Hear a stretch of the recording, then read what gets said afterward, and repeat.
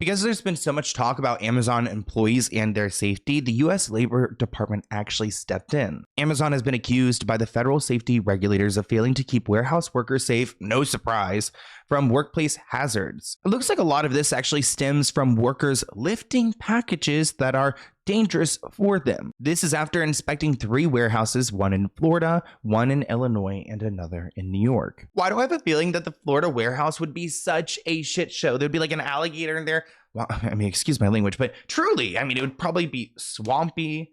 It would be messy.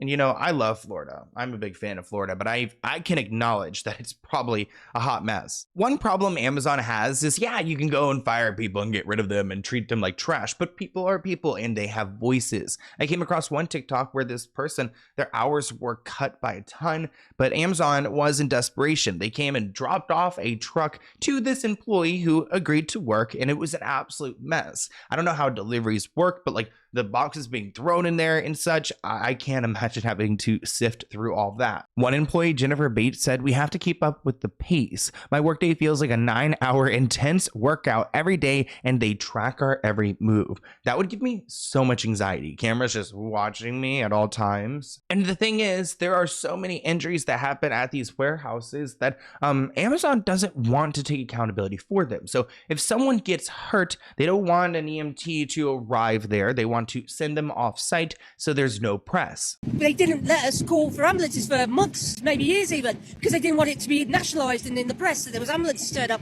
I literally had to take somebody who'd had an accident in my car to the hospital to save them calling an ambulance. Toilets, they're now asking certain departments to sign a bit of paper to say when they're going to the bathroom. With grown adults, you know, not at school anymore. It's just, and the constant pressure of raising targets. We're human beings, not robots. If you're doing a 50, 60-hour week to try and make ends meet, because you've got bills to pay, kids to look after, all that kind of thing, you cannot work as hard as you did in your 60th hour as you did in your first hour. Yet they expect that of us. You know what? They have a point. Maybe robots could do better, but is that really the answer? And maybe it will be. Honestly, I think probably the next decade, I can't imagine it not being ran by robots. But in the meantime, Jeff has to make his coin, so he's going to do it in really nasty and sleazy ways, which is why we're going to talk about what he's doing internationally.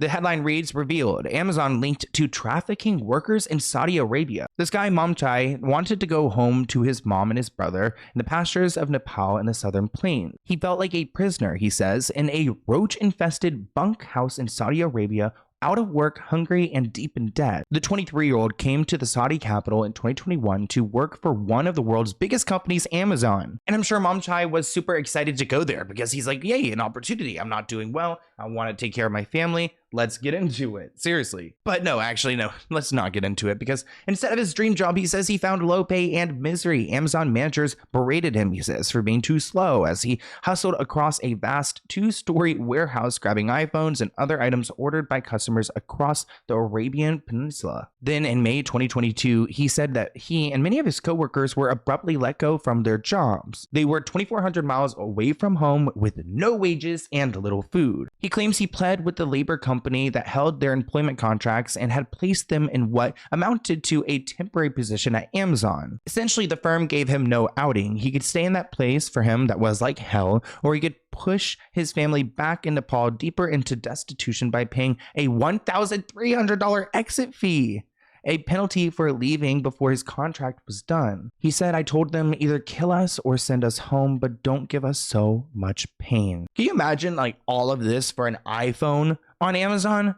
Really, it's not that serious. Now, Momchai is just one of many employees who have been exploited by these recruiting agencies in Nepal. You guys may remember I mentioned that Amazon likes to use third-party entities, because then Jeff can collect the money and doesn't have to answer for the conditions. What Momchai and what so many other people have gone through in hopes to go and make a living, but really a scam, using Amazon's name to get these people enticed, but then to screw them over in the end. And Amazon can just wipe their hands clean. 48 of the 54 Nepali workers interviewed for this story say recruiters misled them about the terms of their employment, promising them they would work directly for Amazon. And guess what? These people had to pay a fee to go and get this job that essentially ruined their lives they had to go and pay for it. Life was hard for Momtaj Mansoor in poverty-stricken rural Nepal, where his 16 family members were struggling to make ends meet. When he heard about a job at Amazon, he thought he was getting the chance of a lifetime. I had a dream of earning money to help my family to move forward, to improve my family's situation. A Nepalese recruiter assured him he'd be working directly for Amazon in a Gulf state, a sure bet for good pay and job security. But there was a catch.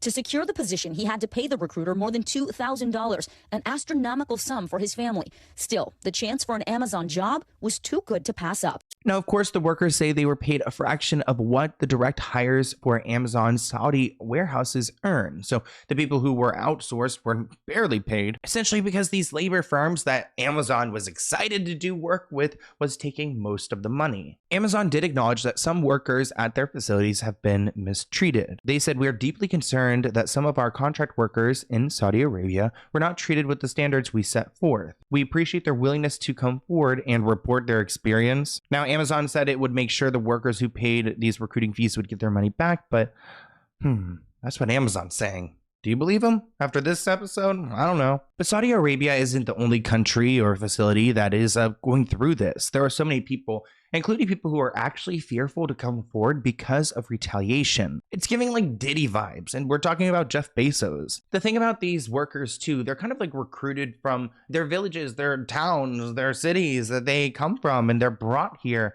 and they're expected to not only work here, but to live here. And I want you guys to understand the conditions are, it's not like school. Like in America, yeah, like it sucks. They're micromanaging you, and yeah, it does suck. I don't want to, it's really terrible. But in these other countries, the way they're housing these people, it's enslavement. They put us in a room like animals, 8 workers to a room. The housing conditions dismal, he says. Water too salty to drink, and he itched if he bathed in it. He says he was moved to other housing only to find it infested with insects. Surendra Kumar Lama, also devastated by his experience, says he wound up deeper in debt than before.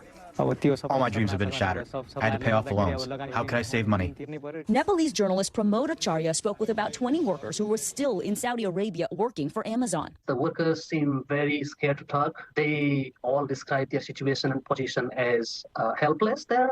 And on the floor of the vast Amazon warehouse in Riyadh, Mansoor says the work was hard. On his feet 8 hours a day, bathroom breaks monitored. After 5 months of work, he'd grown thin and weak. I would feel like I was being pierced with needles or walking barefoot on stones when I returned to my room. My whole body would ache. Now, in 2021, Jeff Bezos was quoted saying that he was going to make Amazon the Earth's best employer. Well, a former worker replied with, "You are in this position because of our work. You would not have been in that position without the efforts of laborers and helpers from Nepal, the Philippines, India, Bangladesh, Pakistan, and others. But you are ignoring workers' concerns." It seems like it's pretty common for people to bring in employees from, I would say employees, but they're treated, again, like they're almost slaves, from Nepal. Everyone gets trapped in foreign employment, a laborer in Nepal says. No matter how smart you are deceived in the end. So it seems like this is a problem within this country that Amazon has no problem adding to. The level of exploitation they then faced in Saudi Arabia means that many of them are highly likely to be victims of human trafficking. Ella Knight of Amnesty International co-authored a report on deception in recruiting practices. Amazon didn't take the action necessary at that time to prevent those abuses, and therefore workers have continued to suffer over several years. For Mansoor, his troubles only worsened after he was suddenly told by text he was laid off. My family's financial situation is devastating now. I lost everything going there, including my health. My body suffered a lot at Amazon.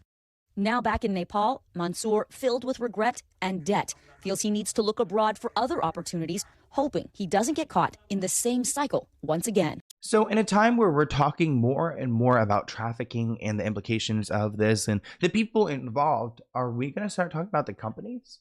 Thank you for watching this clip from the Let's Get Into It podcast. To view the full episode, visit the link listed below.